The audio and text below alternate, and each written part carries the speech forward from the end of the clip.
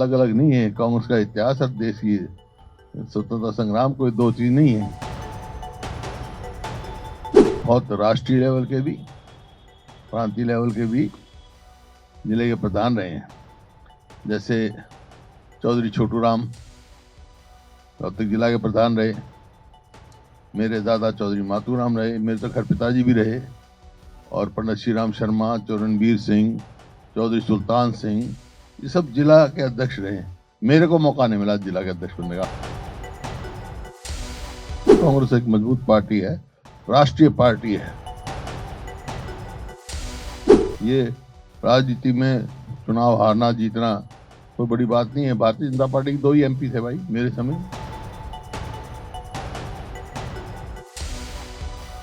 ये जो है कुरुक्षेत्र में हरियाणा के नवनिर्वाचित जितने कांग्रेस के अध्यक्ष हैं, जिला कांग्रेस के, और उत्तराखंड के जिला के अध्यक्ष, उन सबका प्रशिक्षण केंद्र है।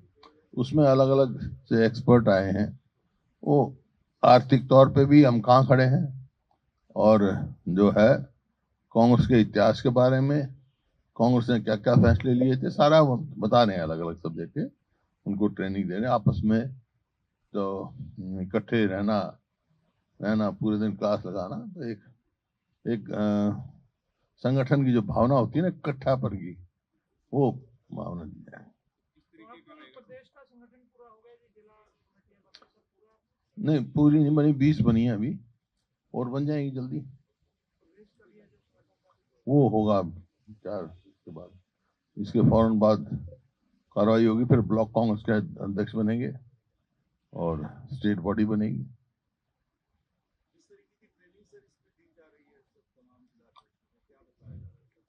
ये कोई नई बात नहीं, पहले भी कांग्रेस अध्यक्षों को दिया जाता था भाई। कांग्रेस के इतिहास के बारे में, कांग्रेस की कुर्बानियों के बारे में, देश की आजादी की लड़ाई के बारे में कोई अलग अलग नहीं है। कांग्रेस का इतिहास और देश की स्वतंत्रता संग्राम कोई दो चीज नहीं है। और जैसे जिला के प्रधान हम कि बहुत राष्ट्रीय लेवल के भी, प्रांतीय लेवल के भी जिले के प्रधान रहे हैं। जैसे चौधरी छोटू राम रोहतक जिला के प्रधान रहे, मेरे दादा चौधरी मातू राम रहे, मेरे तो घर पिताजी भी रहे, और पंडित श्री राम शर्मा, चरणबीर सिंह, चौधरी सुल्तान सिंह, ये सब जिला के अध्यक्ष रहे। मेरे को मौका नहीं मिला जिला के अध्यक्ष बनने का। ब्लॉक कांग्रेस कमेटी का रहा हूं मैं, उसके बाद सीधा प्रदेश कांग्रेस कमेटी का अध्यक्ष बना।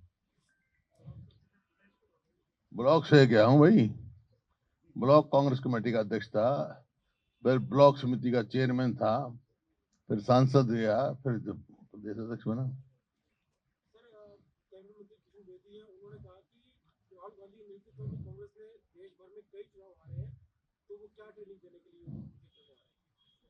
नहीं तो कई चुनाव क्या आ रहे, मतलब वोट अच्छी परसेंटेज है। कांग्रेस एक मजबूत पार्टी है, राष्ट्रीय पार्टी है।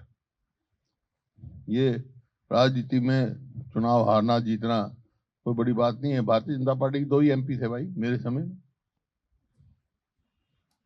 और यहाँ विधानसभा में कितने एमएलए थे? फिर ये चलते रहे।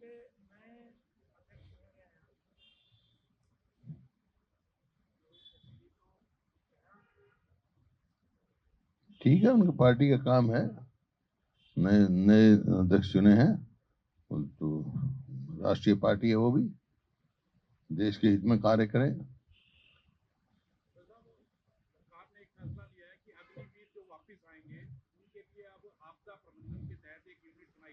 ये सबसे ज्यादा मजाक है अग्निवीर का।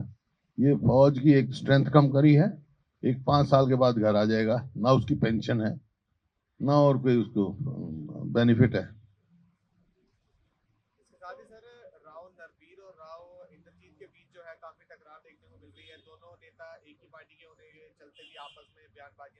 भारतीय जनता पार्टी तो टूटी फूटी पार्टी है भाई।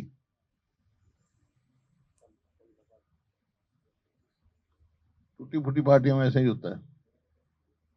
सर वो आरोप भी लगा रहे हैं, हमने कई बार सरकार बनाई, उसके बावजूद भी हमारे इलाकों में विकास नहीं हुआ। मैं बताने लग रहा हूँ ना, टूटी फूटी पार्टी है। यहाँ कहीं अनिल विज साहब की कोई बात नहीं मानी जाती, कभी वो कहते हैं कभी वो कहते हैं, लेकिन जनहित का फैसला कोई नहीं कर रहा। जनहित में कोई सरकार कार्य नहीं कर रही। एक सर एचपीएससी का मामला आप लगातार उठाते हैं, अभी भी 22-23 दिन हो गए, पंचकुला में काफी युवा बैठे हैं कि पद खाली छोड़े जा रहे हैं, हजारों पद ऐसे हैं जो खाली छोड़ दिए, उनकी भर्ती नहीं की जा रही। हालांकि भर्ती प्रक्रिया वो पूरी करने की कह रहे हैं, लेकिन पद खाली छोड़ देते हैं, इस पे आप क्या कहोगे? उसका उसका ये है कि 2 लाख के करीब जो है सैंक्शन पोस्ट खाली पड़ी हरियाणा सरकार में, और खास तौर पे जो एजुकेशन डिपार्टमेंट है, यूनिवर्सिटी है, स्कूल हैं, 50% सैंक्शन पोस्ट खाली पड़ी, 50%। मतलब पूरे हरियाणा में परिस्थिति ये हुई है, अस्पताल में जाओ तो डॉक्टर नहीं, स्कूल में जाओ तो मास्टर नहीं।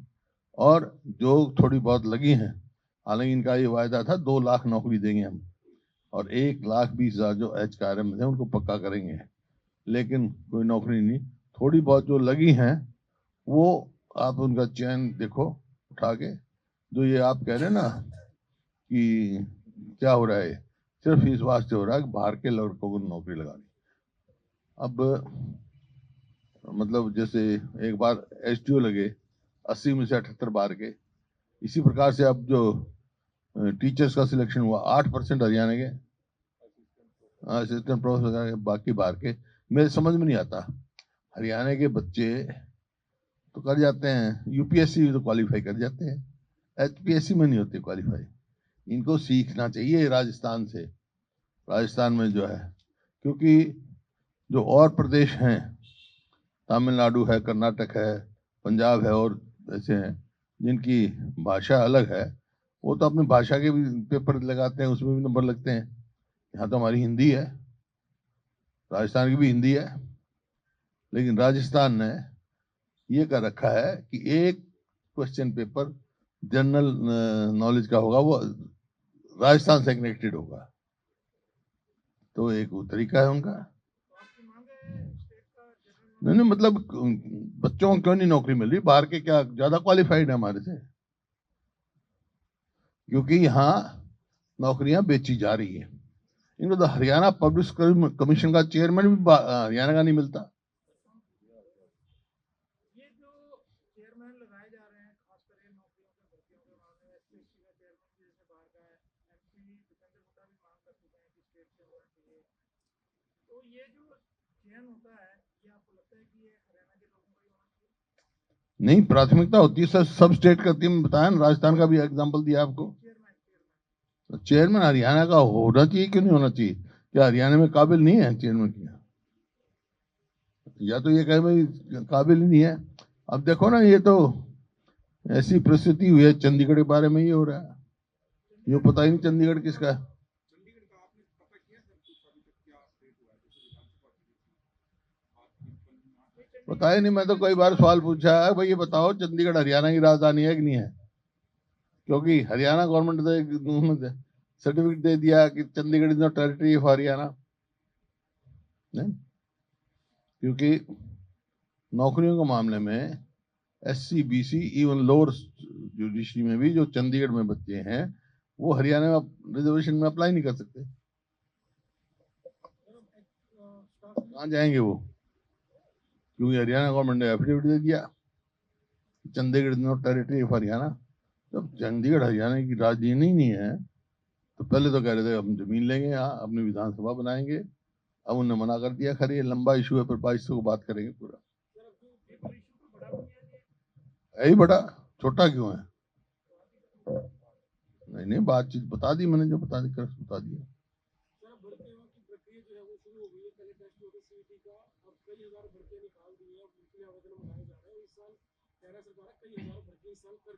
पिछली बार भी तो करी थी इन्होंने, कितने % आए हरियाणा के? 8%। लाडो लक्ष्मी योजना के तहत जिस प्रकार से 2100 रुपए देने की बात कही थी, और अब सरकार द्वारा कहा जा रहा है कि 1100 रुपए उनको अकाउंट में दे देंगे, 1000 रुपए की एफडी कराई। ये जो है इवेंट मैनेजमेंट की सरकार है, कहते कुछ है करते कुछ है, करते कुछ नहीं। ठीक। एक पूर्व मुख्यमंत्री है पंजाब के चरणजीत सिंह चन्नी, उनका बयान आया, वो कह रहे हैं कि दलितों की उपेक्षा हो रही है, नेता विपक्ष का पद भी अपन का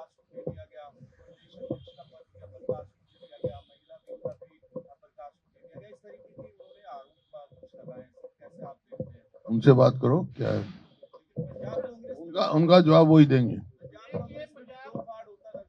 मैंने कोई पढ़ा नहीं है उनका बयान। अच्छा, जो पंजाब के लिए चुनाव है अगले साल, हरियाणा कांग्रेस की भी कोई जिम्मेवारी लग रही है? भाजपा जिस तरह से मुख्यमंत्री पंजाब में जो चुनाव है अगले साल, भाजपा व्यापक रूप से तैयारी कर रही है, मुख्यमंत्री गाय बगाए जो हफ्ते में जाते हैं, लोगों की भी जिम्मेवारी अगले साल जो है पंजाब में कांग्रेस की सरकार बनने जा रही है।